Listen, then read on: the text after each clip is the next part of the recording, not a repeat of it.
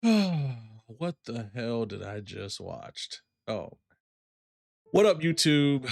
Dark Rewind here, and man, oh man, did I watch an interesting movie this evening. I present to you 2006 by Lionsgate, Dark Ride.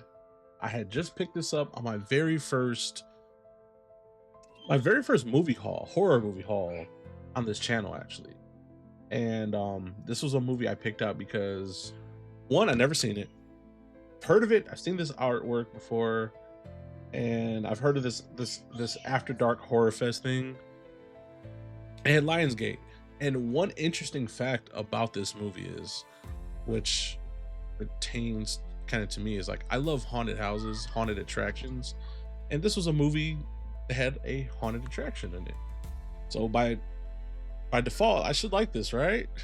Right? Yeah, we'll get to that. All right, so this movie's Dark Ride came out in 2006, directed by Craig Singer, but it has Jamie-Lynn Sigler from The Sopranos in it. That was one thing that stuck out to me. And then they had the dude from Sandlot. I can't remember his name right now, but I'll make sure to put his picture up. But basically, I didn't have high hopes for this because I never seen it, never heard of it, but I knew it had a haunted attraction in it, horror movie. So I had a little bit of bias going into it. So I was like, all right, let me check this shit out. Let me check this shit out. So it has this. I think it's been out. It's been like 2 decades since it came out. It's mid 2000s as fuck. I gotta definitely say that. It's and it was part of this After Dark Horror Fest thing that they had movement to spotlight edgy indie horror in a pre-prestige TV, pre-A24 world. So that's, and you see right here on the case it says After Dark Horror Fest, and one of 8 films. So I was interested. Never seen any of these After Dark Horror Fest films. Back in the day, I used to see these trailers. Lionsgate was pushing this heavy, so just never seen it. So now I'm checking it out, or I checked it out, and now we're gonna talk about it. All right, so let's talk about the premise. It's a group of college kids on a road trip. They detour in a supposedly abandoned amusement park haunted by its past, specifically a killer who once stalked its dark ride attraction. Naturally, of course, the killer returns and the blood starts flowing. Um, yeah, so it's like it starts off. I think these 2 little girls are on a ride, and one girl's scared, the other one's bullying her, blah blah blah. Then the killer snatches her up and fucking kills them. Yay! And the movie begins. And then here comes the college kids saying, "Whoa, fuck yeah, 2000s!" They're being all crazy and they let's go to abandoned amusement park type of movie. So all right. So I guess we go about start with the good. Okay, the good I would say is the atmosphere, the carnival setting, the rundown haunted house ride, and that's like the film's strongest elements in my opinion. The visuals, they nail the greasy, faded horror of a broken animatronics, flickering lights, a little bit of abandonment, but it still works because they do get it to turn on. One of the dudes gets it to turn on, and it has a little bit of nostalgia factor for the 2000 horror fans. So this is for you guys. If you're a 2000 horror fans, you're gonna like that. It has that certain charm, and it has that throwback practical gore, the emo era soundtrack, the no frills slasher structure. And when I say practical gore, I'm not talking like it's like Savini level. I do have a clip that I could run for you guys, and I'll play that. Come with me. We'll call your parents, all right? Just relax. What are you pointing at? I told you, mister, everything's gonna be just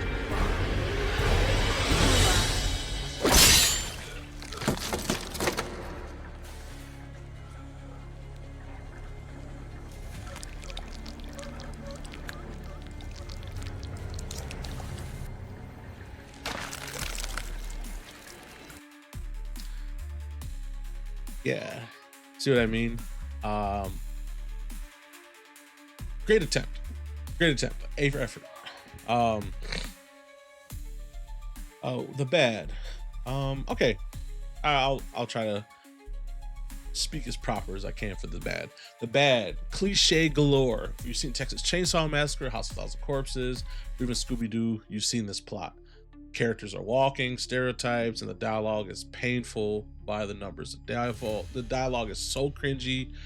It's so, they do the whole camera angles from the back, but it's clearly a voiceover type of thing. Their mouths are not even moving. It's just a lot of weird stuff going on, and just cringy. It's cringy AF.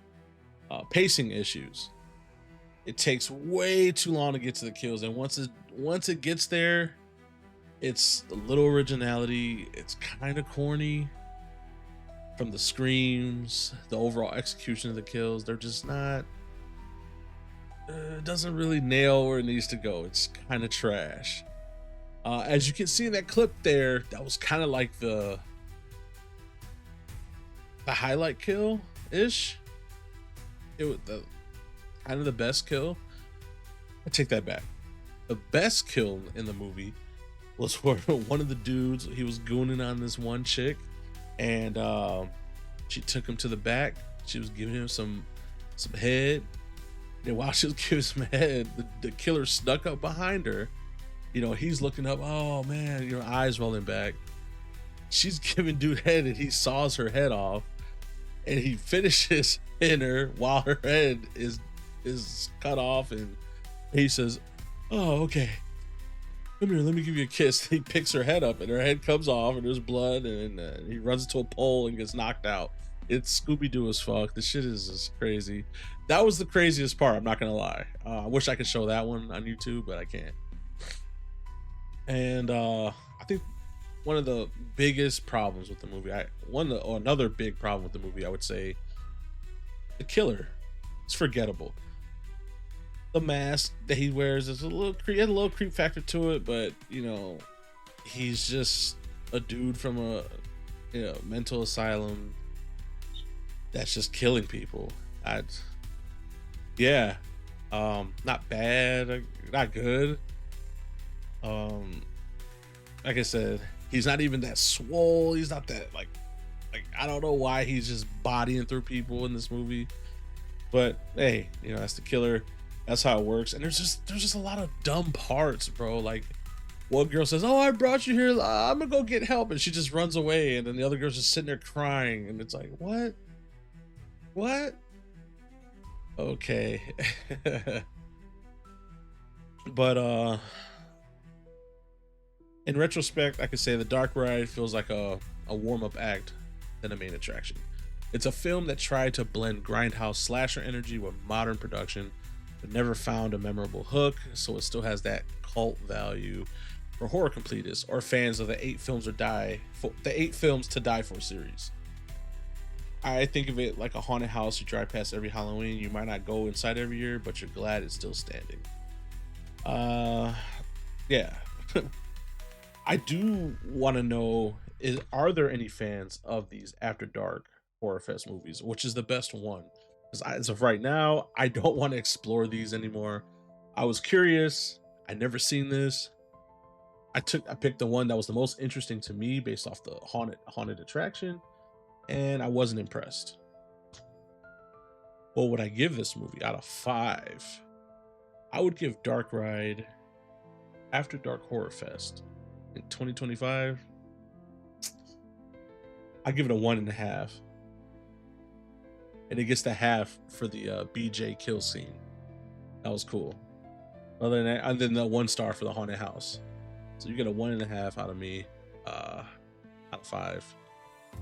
And that's all I gotta say about that. I had to take a break from the Friday the 13th franchise. I was having too much fun, and this movie's just been sitting here. Like, it's so crispy that I still have the plastic DVD seal on it. Like, I have to open it from the bottom because I just want to keep it, so. But then now the movie's trash, so I don't even care now. It's like, whatever. Not as bad as Resident Evil, though, by the way. I heard a lot of people were triggered by my Resident Evil review. I still rather watch this than Resident Evil because this is actually a horror movie. But I'm going off the rails here. But not to go too far off the rails. There's a dark ride. 1.5. Dark rewinds here. Thanks for watching. Hit that subscribe button. Hit that thumbs up, like. Hit the bell. Man, thanks for watching. Leave a comment. Have you seen this? Do you like this shit? And if you like this, what's another good After Dark Horror Fest? I really want to know. Let me know in the comments below. Dark Rewind. I'm out. Peace.